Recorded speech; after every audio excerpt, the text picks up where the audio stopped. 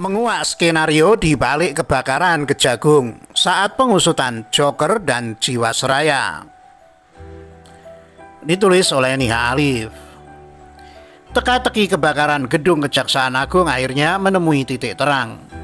Kepolisian akhirnya mengakui bahwa penyebab utama kebakaran bukanlah korsleting, melainkan ada kesengajaan membakar. Sebelumnya beberapa gedung pemerintahan dikabarkan juga pernah terbakar saat menyelidiki kasus besar. Sebut saja Bank BI yang sempat ludes di lahap si jago merah saat menangani kasus BLBI dan kini secara terulang di Kejaksaan. Pada 8 Desember 1997, Menara A Gedung Bank Indonesia di lantai 23 dan 24 dan 25 terbakar saat Kejaksaan Agung tengah sibuk mengusut penyelewengan dana bantuan likuiditas Bank Indonesia atau BLBI. Jaksa Agung kala itu Marzuki Darusman tak ragu mengaitkan hangusnya lantai vital di gedung BI menyebabkan raibnya dokumen BLBI. Ia pun yakin peristiwa itu tak lepas dari campur tangan penguasa lama.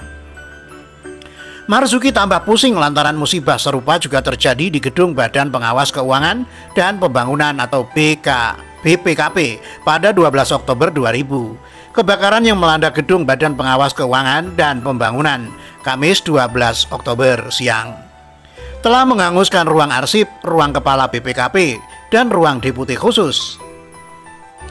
Diduga berbagai dokumen penting diantaranya berkas kasus BLBI itu ikut hangus terbakar.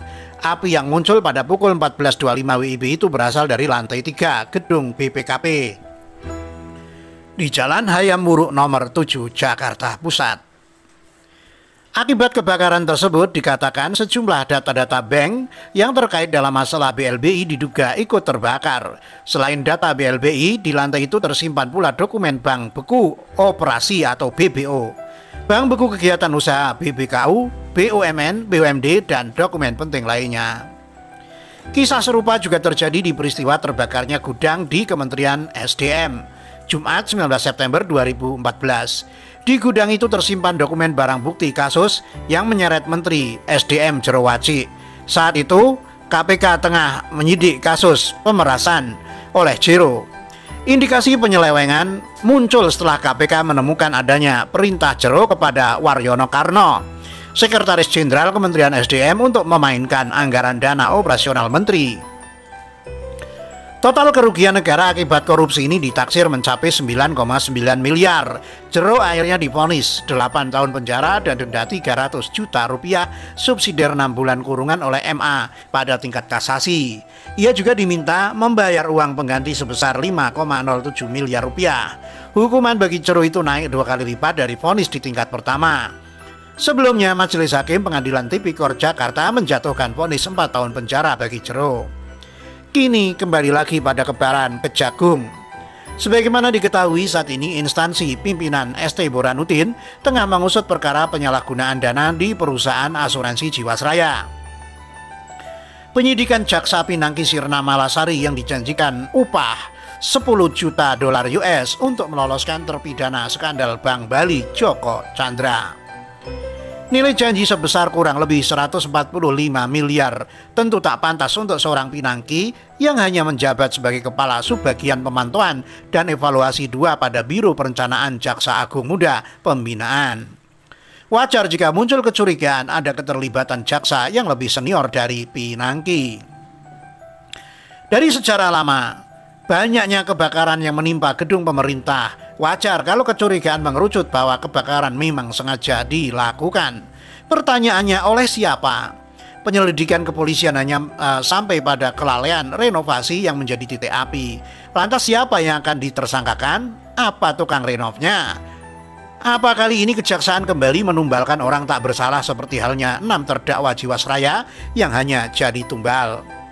Seperti diberitakan wartaekonomi.com, Kabar Eskrim Komjen Pol Listio Sigit Prabowo mengatakan kebakaran di gedung utama Kejaksaan Agung memiliki unsur kesengajaan dan direncanakan oleh pihak-pihak tertentu yang memiliki niat untuk membakar gedung tersebut.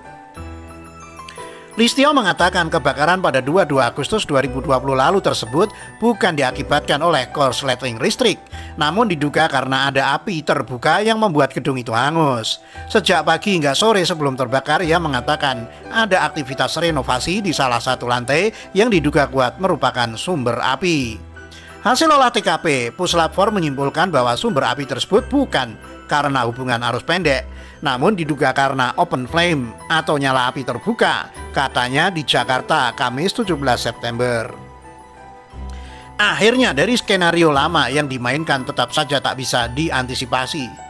Bagaimana hukum bisa dijalankan kalau pelaku kejahatan sendiri berasal dari penegak hukum? Maka jangan heran kalau banyak cerita kejaksaan main sita harta dalam kasus Jiwasraya. Sudah begitu seluruh kerugian ujungnya ditanggung uang negara. Baiknya lembaga ini dibubarkan hingga ke akar ketimbang membangun gedung baru. Presiden harus mempertimbangkan kejaksaan dari generasi baru yang lebih selektif dengan membuang orang lama, termasuk budayanya yang jauh dari moral. Begitulah kura-kura, ditulis oleh Nia Alif, dilansir dari siwet.com.